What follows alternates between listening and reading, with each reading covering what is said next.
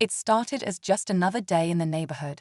Sunlight streaming through the trees, kids laughing as they played outside, and the usual hum of daily life filling the air. But for young Jamal, an innocent boy with Down syndrome, the day would take an unexpected turn that no one could have seen coming. Jamal had always been a bright light in the community, a kid with a contagious smile who saw the world through a lens of kindness. He never let his condition hold him back, and his father, Marcus, was his biggest cheerleader. Little did anyone know, Marcus was not just any ordinary man. The father and son duo shared a special bond. Marcus was fiercely protective of Jamal, having raised him single-handedly after Jamal's mother passed away. Marcus knew the challenges his son would face in a world that often failed to embrace differences, and he was determined to give Jamal the love and strength he needed to thrive. What Marcus couldn't have predicted, however, was the kind of injustice his son would face on that ordinary afternoon. Jamal had wandered to the local park, a place he loved. It was his favorite spot to watch the birds and wave at passers-by. But today, instead of smiles and waves in return, Jamal found himself in a situation that would shatter the peace of the small community. A pair of officers patrolling the area spotted him. What started as casual questioning quickly escalated into something far more troubling. The officers seemed to focus not on who Jamal was, but on what they assumed him to be. To them, he was just another boy who didn't quite fit in. They questioned him harshly, demanding answers he struggled to provide. The situation turned tense, their voices rising as Jamal grew visibly confused and scared.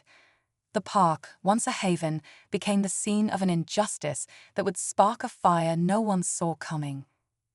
Witnesses stood frozen, unsure of how to intervene.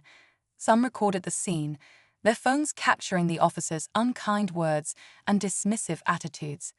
Jamal's innocence and vulnerability only made the scene more heartbreaking. One onlooker, a woman named Clara, couldn't hold back her tears. She whispered to a friend, "That poor boy doesn't deserve this, and those officers don't even realize what they're doing. They're about to mess with the wrong family." Clara was right. What those officers didn't know was that Jamal's father, Marcus, was no ordinary man. His love for his son went beyond words, and his resolve to protect him was unshakable.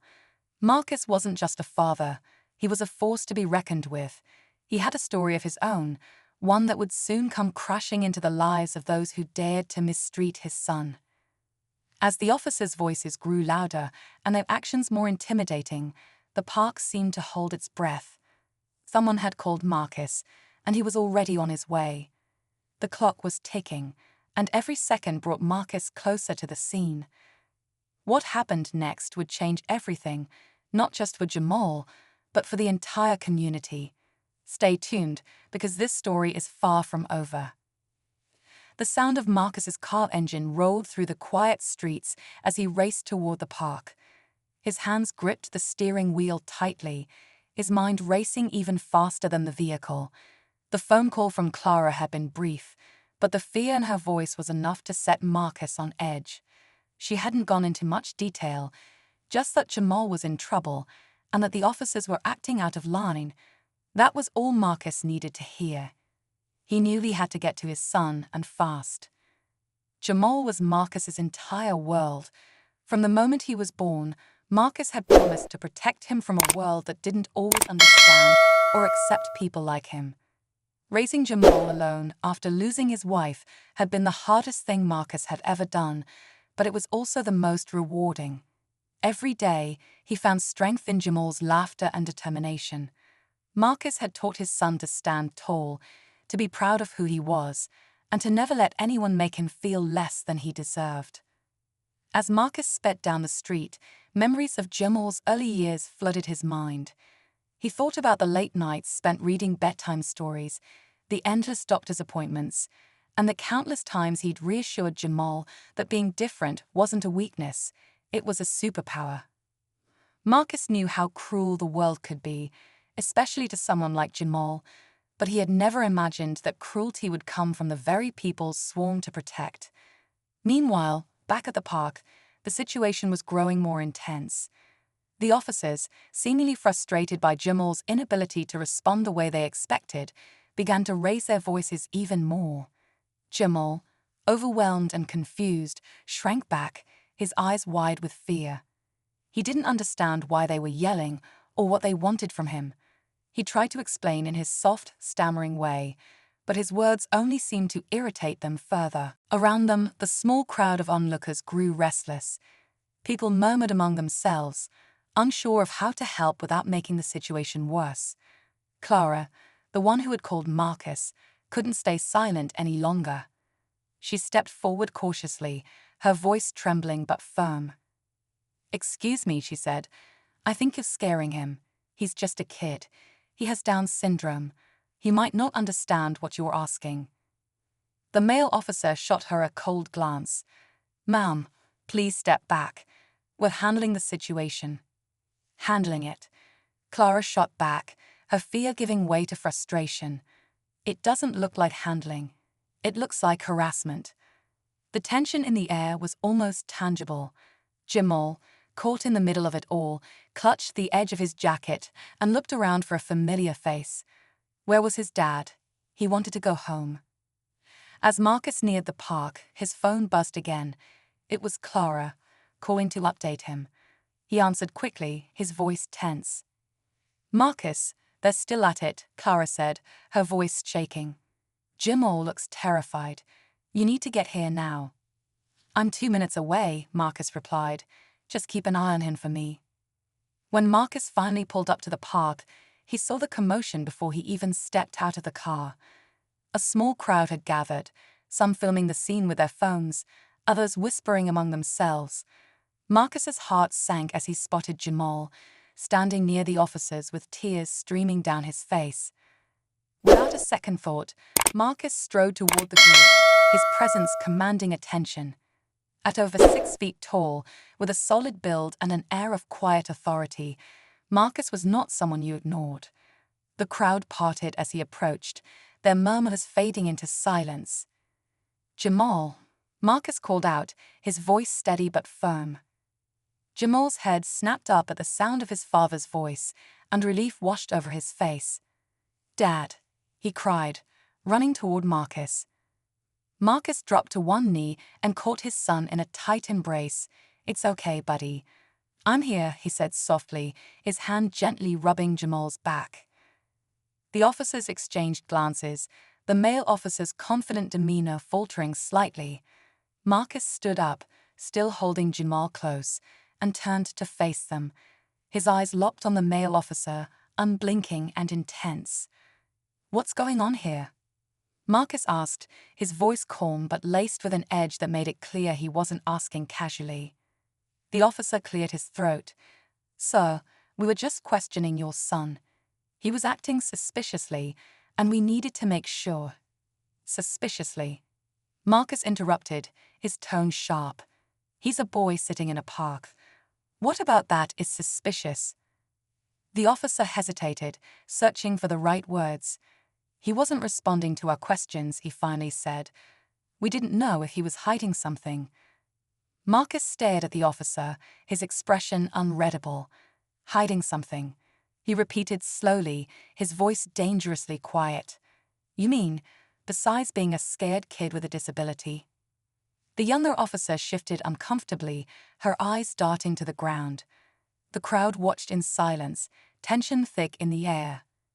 "I don't know what kind of training you've had," Marcus continued, his voice growing steadier and more commanding, "but let me educate you on something. My son has Down syndrome. He processes things differently. He communicates differently. That doesn't give you the right to intimidate him." The male officer opened his mouth to respond, but Marcus held up a hand to stop him. "No," he said firmly. "You've done enough talking. Now, you're going to listen." Jamal tugged on his father's sleeve, his voice barely above a whisper. "Dad, can we go home?" Marcus looked down at his son, his expression softening. "In a minute, buddy," he said gently. Then he turned back to the officers. "This isn't over," Marcus said, his tone leaving no room for argument. "I'm going to make sure everyone knows what happened here today." The male officer's face reddened, but he said nothing. The younger officer finally spoke up, her voice hesitant. "We didn't mean to cause any harm," she said quietly. Marcus's eyes softened slightly as he looked at her, but his resolve didn't waver. "Intent doesn't erase impact," he said. "Remember that." As Marcus led Jamal away from the scene, the crowd began to disperse, their murmurs growing louder as they processed what they had witnessed. Clara caught up with Marcus, placing a reassuring hand on his shoulder. "You handled that well," she said. Marcus nodded, but his jaw remained tight. "This isn't over," he repeated, more to himself than to her. Because Marcus knew one thing for sure: those officers had no idea who they were dealing with, and soon they would find out. As Marcus and Jamal walked away from the park, the sound of murmurs and distant whispers followed them, but Marcus didn't let his gaze wander to the crowd.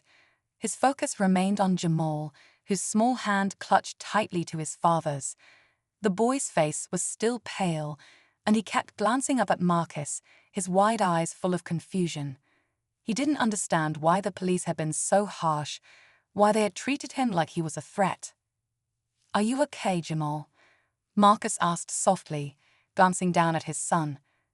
Jamal nodded, but his lips trembled. "I don't like them, Dad. They yelled at me. I just wanted to watch the birds." Marcus's heart clenched. He wished he could protect Jamal from every hurt in the world, but he knew that wasn't possible. Still, he promised himself he would make sure his son would never feel powerless again. "Let's go home," Marcus said, squeezing Jamal's hand.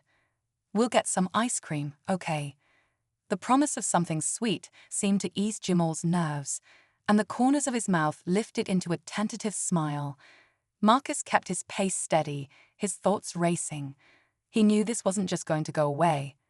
What had happened in that park wasn't just an isolated incident. It was part of a bigger pattern, a broken system that too often failed people like Jamal. As they reached the car, Marcus saw Clara standing by the driver's side, still holding her phone. She had been filming, trying to document everything as best she could, but Marcus wasn't sure how much it would help. He couldn't trust that footage alone would lead to any real consequences for the officers. "Did you get everything?" Marcus asked, his voice low but urgent. Clara nodded. "I did. I got everything from the moment they started yelling at him. I'll send it to you. But Marcus, I'm really sorry." "Sorry?" Marcus asked, frowning. "Sorry for what happened," she said, shaking her head. "I should have stepped in sooner. I should have called you sooner." "Clara, you did the best you could," Marcus reassured her. "Don't apologize for that." He paused, glancing at Jamal in the back seat as he buckled his seatbelt. "This isn't your fault." Clara bit her lip. "I just can't shake the feeling that something's going to happen now. You know, it's not just the officers. It's everything. People are already talking, and it's not just about them harassing Jamal. It's about what they think you'll do next." Marcus met her gaze, understanding what she meant. He hadn't just witnessed an injustice. He had become part of a story that was bigger than him, bigger than his family. The whispers and rumors would spread quickly, and soon enough, everyone would have their own opinion on what happened that day. Some would blame the officers. Some would blame Marcus for challenging authority. And some, Marcus feared, would turn the whole thing into something ugly, twisted by prejudice and fear. "What do you think I should do?" Marcus asked. Clara hesitated. "I don't know, but I think you need to be careful. It's not just about what happened today. It's about what comes next. You've seen the way people react when it's a black family involved. The narrative can turn real fast." Marcus stared out the windshield, lost in thought. He didn't want to believe Clara's words, but he knew she was right. He had seen it happen too many times before. The anger would subside, and then the media would take over, twisting the story into something it wasn't. Jamal, the vulnerable boy who had done nothing wrong, would become a footnote in the story, overshadowed by everything else. "I don't care what they say," Marcus finally said, his voice low but resolute. "I'm not letting anyone get away with what happened today, no matter what it costs." Clara nodded, clearly relieved by Marcus's determination. I'm with you, Marcus. Just let me know what I can do to help. As they drove home, the world outside seemed distant, the weight of the situation settling heavier with each passing mile. Marcus knew the road ahead wouldn't be easy. He had no idea what kind of fallout would come from this, but he couldn't let it go. He wouldn't. The next few days were a blur of phone calls, legal consultations, and quiet conversations with trusted friends. Marcus had reached out to a civil rights lawyer, someone he knew had experience with cases like his, but even she was cautious. "I've seen these cases before," the lawyer, Vanessa, told him on the phone. "It's a tough battle. The system's stacked against you, and the officers have the backing of their department. They're going to try and discredit Jamal, discredit you. But if you want to fight this, I'll stand by you. Just know it's going to get messy." "I don't care about messy," Marcus replied, his voice unwavering. "I care about justice." That same afternoon, a call came from the police department. The officers involved in the incident wanted to meet. They requested a sit-down with Marcus to clear the air and discuss what happened. The invitation was polite, but Marcus knew it for what it was: a way for them to control the narrative before it spiraled out of their hands. But Marcus wasn't interested in clearing the air with people who had shown no care for his son. He wasn't interested in polite apologies or handshakes. "We're not meeting with them," Marcus told Clara when he relayed the message. "Not until they're willing to take responsibility. Not until they acknowledge what they did to Jamal." Clara nodded, her expression hardening. "You're right. This isn't just about an apology. It's about making sure this doesn't happen again." But as the days passed and the media picked up on the story, Marcus began to feel the weight of the decision he had made. The headlines came fast and furious, some sympathetic to Jamal's plight, others more critical, questioning whether the officers had acted in self-defense or simply misunderstood the situation. The debate raged on, and Marcus found himself, along with Jamal, at the center of a storm. And still in the back of his mind, Marcus couldn't shake the nagging feeling that the worst was yet to come. He knew what was coming next, a battle not just for justice, but for the truth. And as the pressure mounted, he realized the story wasn't just about him and Jamal anymore. It was about everyone who had ever felt overlooked, misunderstood, or mistreated. The tension, it seemed, was only just beginning to build. The days following the incident at the park felt like a slow burn, each one adding more heat to the simmering tension. Marcus had expected the backlash, but nothing had prepared him for the sheer magnitude of it. The phone calls came in waves, some of them supportive, others filled with threats, and many just curious or judgmental. The media coverage was relentless. Some outlets spun the story with compassion, focusing on Jamal's vulnerability and the injustice he'd faced, while others questioned Marcus's motives and painted the officers as simply doing their jobs.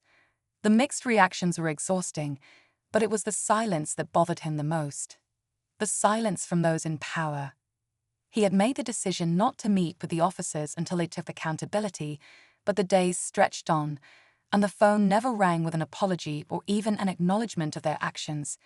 Instead, the department issued a statement claiming that the officers had acted in accordance with procedure and were simply addressing a potential concern. It was a half-hearted defense, but enough to create doubt in the public's mind. There were whispers now that Marcus was overreacting, that maybe the officers had been justified after all. But Marcus wasn't backing down. He kept pushing forward, meeting with lawyers, rallying support from the community, and attending meetings with advocacy groups. He wasn't just fighting for Jamal anymore. He was fighting for every parent, every family who had ever felt the sting of being treated like they didn't matter. He had made it clear to anyone who would listen, this wasn't about one moment of police overreach. It was about a system that allowed it to happen time and time again. But the pressure was mounting. The tension was becoming suffocating. The calls to his lawyer had grown increasingly frantic. "Marcus," Vanessa said one afternoon, "the department is getting more aggressive. They've started digging into your background. They're questioning your involvement with certain activist groups. They're trying to paint you as someone with a personal vendetta." Marcus felt his stomach drop. He had known this was coming, but hearing it out loud was different.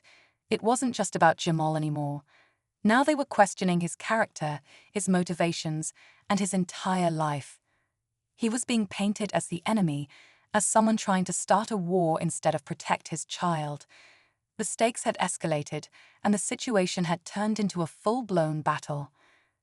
Clara had been by his side through it all, her unwavering support a constant reminder that he wasn't alone. But even she could sense the weight of the situation bearing down on Marcus. "We need to act fast," she said one night, pacing back and forth in his living room.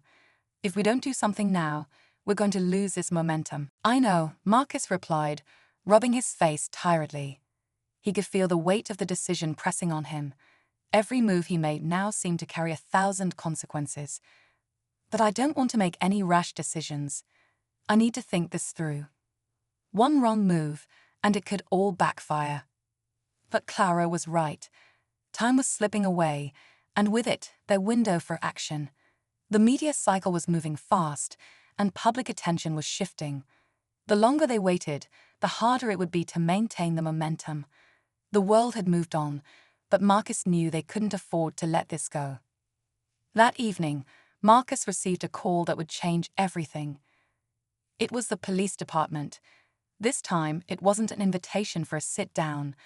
This time, it was an ultimatum. The officers wanted to meet, but only under one condition. Marcus would have to publicly apologize for the accusations he had made.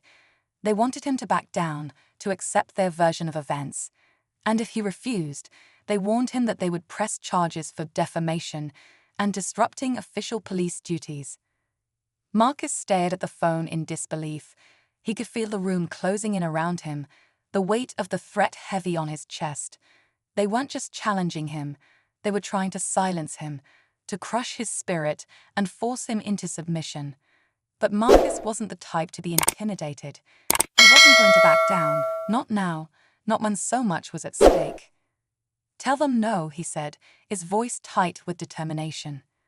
"I won't apologize for protecting my son. Not now, not ever." Clara, who had been listening to the conversation, placed a hand on his shoulder.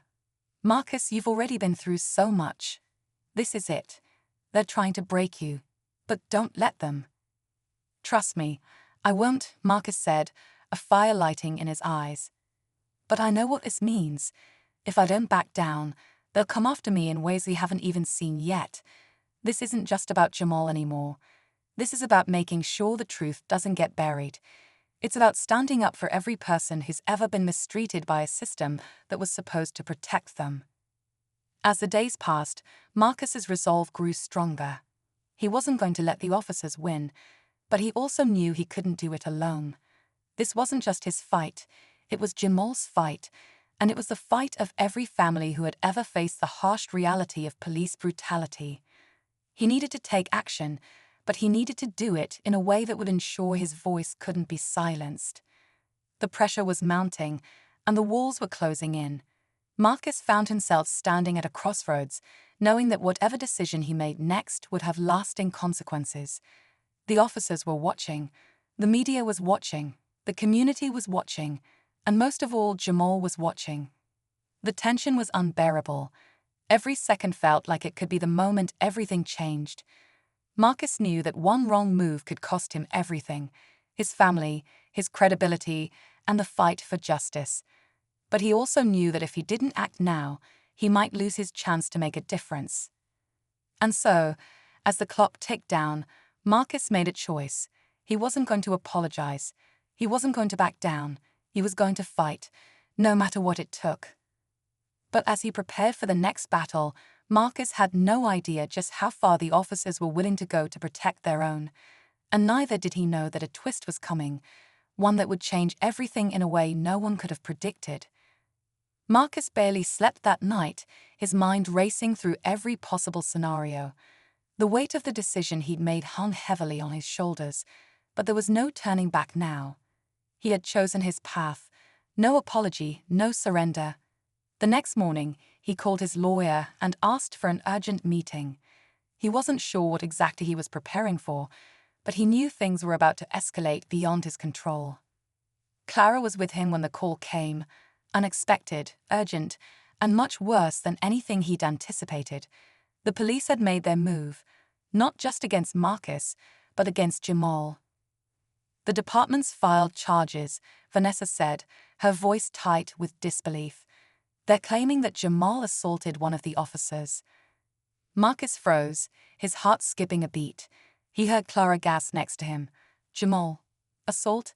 It was absurd. But Marcus knew exactly what this was. It was a tactic, an attempt to discredit him and Jamal, to paint them as the real aggressors in the situation. They were trying to turn the tables, shift the narrative, and make Jamal the villain. The report was flimsy at best, filled with contradictions and missing details. The officers alleged that Jamal had struck one of them during the encounter, something that had never happened. There was no video evidence to back up the claim, no footage of Jamal making any kind of physical move, nothing. Are they really going to go through with this? Marcus asked, his voice barely above a whisper. Unfortunately, yes, Vanessa replied, her frustration palpable. They've already submitted it to the district attorney. If they pursue this, it could drag on for months, maybe even years, and it's going to paint a target on you both. They'll do whatever it takes to make Jamal look like a danger, and you, well, they'll make it look like you're inciting trouble. Marcus slammed his fist onto the table, his anger flaring. This is a lie. It's all lies. But the harsh reality was clear. The officers were digging in, and they weren't going to back down. They had the resources of the department behind them, and now they had a false charge they could use to twist the narrative in their favor. Clara sat beside Marcus, her face pale but determined. We need to fight back. We need to expose this, show the world the truth. We will, Marcus said, though his mind was racing a mile a minute. He had never felt more cornered. But in the depths of his frustration, he also felt something else, a new sense of purpose. This wasn't just about Jamal anymore. This was about exposing a system that allowed this kind of corruption to fester, this kind of injustice to go unchecked. We need to get ahead of this, Marcus continued. I'll do a press conference. We'll release the footage. We'll show the world what happened that day. The truth is on our side. But even as he said the words, he couldn't shake the feeling that something even darker was unfolding. The police weren't just trying to save their reputations. They were trying to bury something. They knew something he didn't. And as the weeks dragged on, Marcus began to feel that the stakes were growing higher, far higher than he'd ever imagined. That afternoon, after the meeting with Vanessa, Marcus received another call, a call that would shake him to his core. It was an anonymous tip.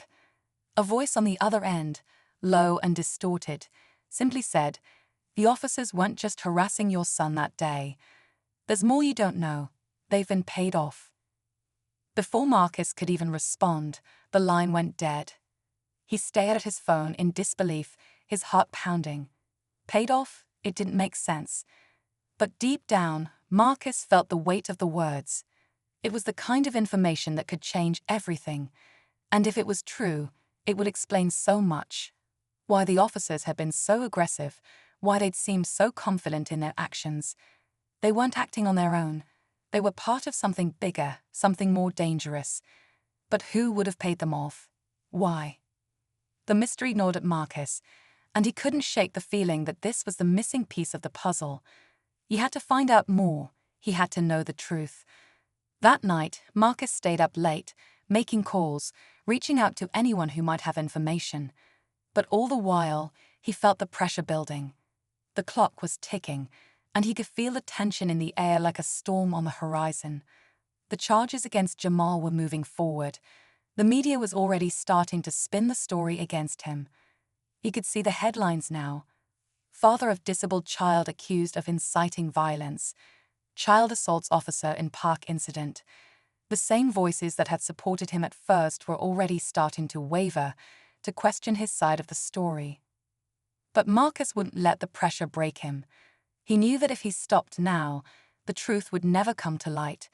He pushed forward, determined to find answers, even if it meant risking everything. The next morning, he met with a journalist he trusted, someone he knew had a reputation for digging deep and exposing corruption. The journalist listened carefully, then nodded. "I've been hearing whispers about the officers. There's more to this story than anyone knows. You're right, something doesn't add up. But I can't go public without solid evidence. If you want this to go anywhere, you're going to have to trust me." Marcus agreed without hesitation. He couldn't afford to wait any longer. As the investigation continued to unfold, another disturbing piece of the puzzle began to take shape.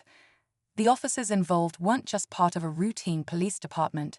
They were connected to a powerful network of local businesses, individuals with deep pockets and strong political influence. It was a network that could protect them, could shield them from any consequences, no matter how blatant their misconduct. Now the stakes weren't just about fighting for Jamal's justice. They were about taking on a system of corruption that went far beyond one city or one department. Marcus had unwittingly stumbled into a much larger battle, and with every passing day, the danger of exposing the truth grew more and more real. The walls were closing in, but Marcus wasn't about to back down. Not now, not ever. The truth had to come out, no matter the cost. And as the world watched, the story was about to take a shocking turn. But even Marcus had no idea just how far the danger would reach, or how deeply the conspiracy ran. The tension in the air was palpable, thicker than Marcus had ever felt. Days blurred into nights, and the investigation had only uncovered a fraction of the corruption that was at play. The officers, once just figures of authority, had become pieces in a much larger game, one that threatened to expose a deeply embedded network of power, manipulation, and greed. Marcus had always known this was bigger than a moment of injustice toward his son, but now, standing on the precipice, he could feel it. The truth was finally within reach, and with it, the kind of reckoning that could bring everything crashing down. Everything changed the night Marcus received the call from the journalist. "We've got it," the voice on the other end said, urgency lacing the words. "You need to meet me now." Without hesitation, Marcus arranged a meeting. He knew it was risky, that by revealing too much, he might be walking straight into the heart of a conspiracy that could destroy him. But he had no choice. Jamal's future was at stake, his son's well-being hanging by a thread. As Marcus drove through the empty streets that night, he realized just how far he had come from that initial park encounter. What began as a fight for justice for Jamal had transformed into a fight for everything: accountability, truth, and a deeper sense of what it meant to stand up in the face of overwhelming power. The journalist led him into a small office, away from the eyes and ears of the public. There, she handed him a thick manila envelope, filled with documents, photographs, and records. "This is the evidence," she said, her voice shaking. "Everything you need to expose what's really going on behind the scenes." Marcus leafed through the papers, his heart racing as he pieced together the truth. The officers were part of a much larger operation, one that tied them to a series of illegal activities: bribery, extortion, and a series of high-profile political cover-ups. The officers weren't acting alone, as Marcus had suspected, but were part of a covert operation that included businessmen, local politicians, and even people within the city's law enforcement leadership. They had used their power to manipulate investigations, bury evidence, and even suppress certain individuals who dared to speak out. The images in the folder were shocking, depicting meetings between the officers and several powerful figures, all of whom had a vested interest in maintaining the status quo. Marcus's blood ran cold as he realized the depth of the corruption. These weren't just rogue officers, but players in an organized, well-funded criminal network that had managed to slip through the cracks of the justice system for years.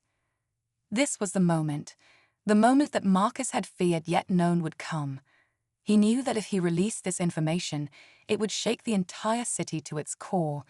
The media would explode with the revelations, public opinion would shift, and the officers would face scrutiny like never before.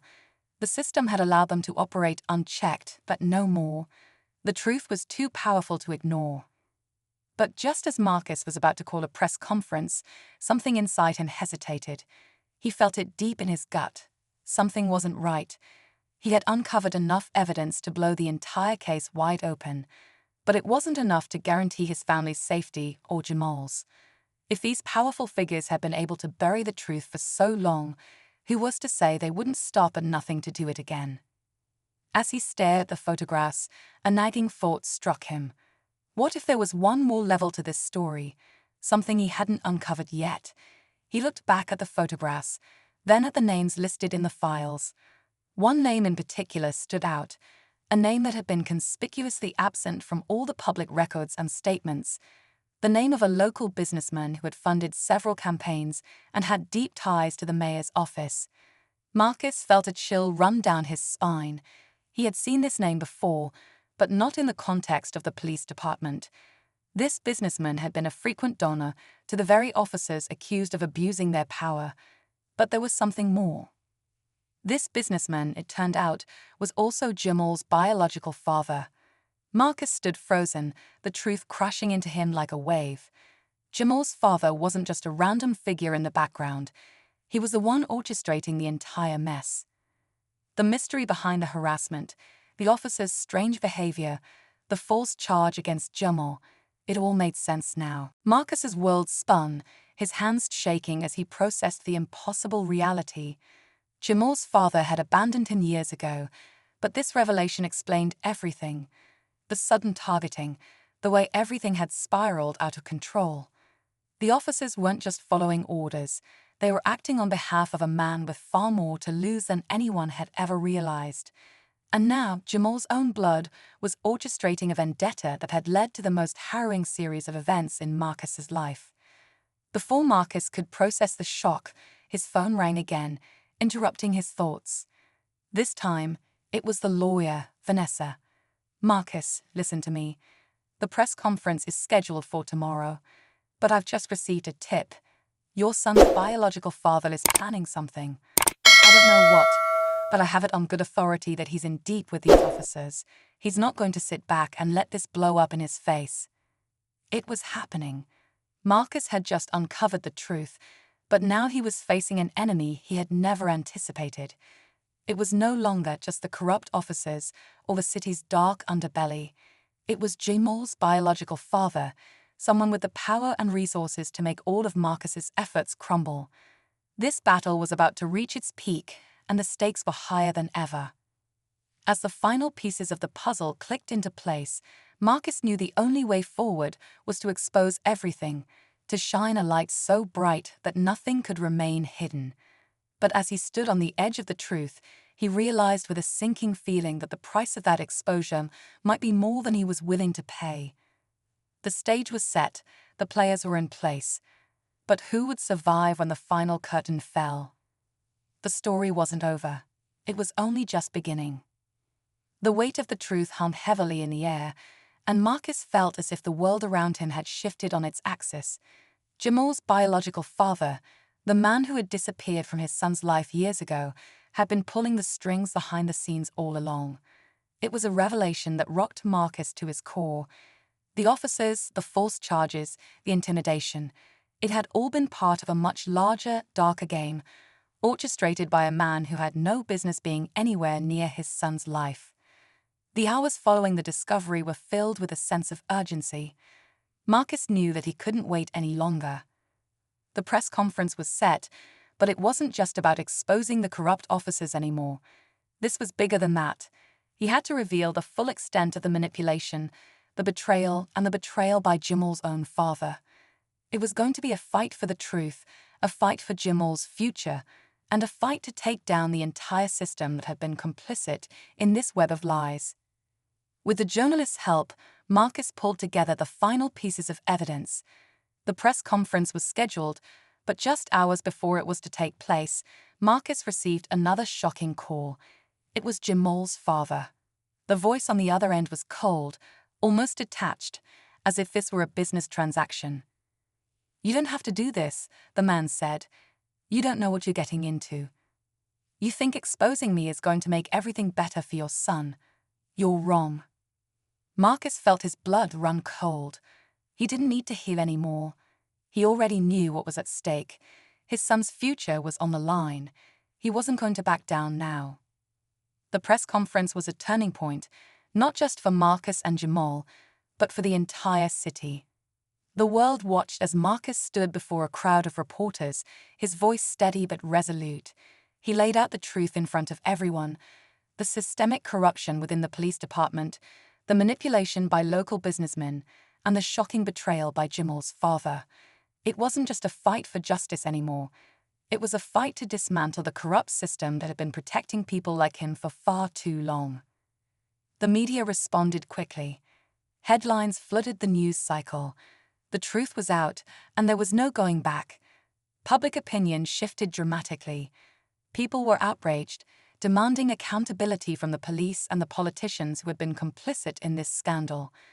The once infallible image of the police department was shattered, and the officers involved were swiftly placed under investigation.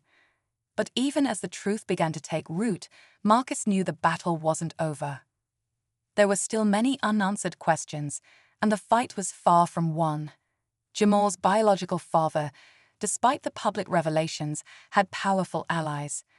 Marcus couldn't be sure how deep the corruption ran or what lengths these people would go to protect themselves. But he wasn't going to stop. Jamal's future depended on it. Still, Marcus refused to back down. He knew the public support was behind him. Jamal's story, his son's struggle, had become a symbol of hope for many. It was no longer just about the harm done to one family. It was about standing up to a corrupt system that had thrived in the shadows for too long.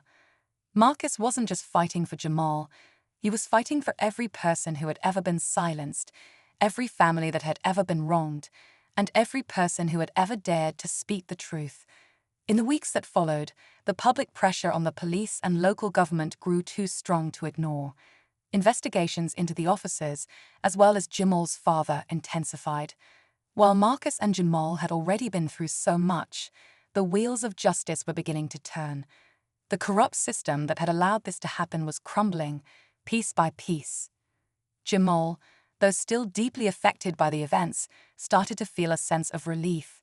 For the first time in a long while, he felt like he could breathe without fear. His father, the man who had abandoned him, wasn't the one he had to fear anymore, and though Marcus knew that his son still had a long road to healing ahead, they had taken the first steps toward reclaiming their lives. They weren't alone anymore. The people who had supported them, who had rallied behind their cause, gave them the strength to keep going. Eventually, Jamal's father was arrested, his involvement in the scandal exposed for the world to see. The officers who had harassed Jamal were also brought to trial, their careers and reputations forever tarnished by the truth. But the battle, as Marcus had feared, came at a cost. His family was forever changed by the events that had unfolded, and though they had fought valiantly for justice, the scars would remain. Jamal's journey toward healing would be a slow one, but he wasn't alone. Marcus was by his side every step of the way, reminding him that no matter what, they had a family, one that was stronger because they had fought for it. In the end, the story wasn't just about corruption or injustice. It was about resilience. It was about the power of truth, the importance of standing up for what's right, and the strength of a father's love. Marcus had faced down the darkest corners of a broken system, but he had emerged victorious.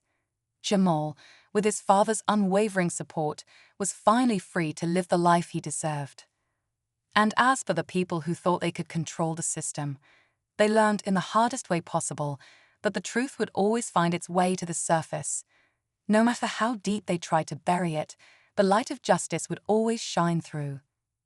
For Marcus, the fight wasn't just about one moment of victory, it was about the bigger picture.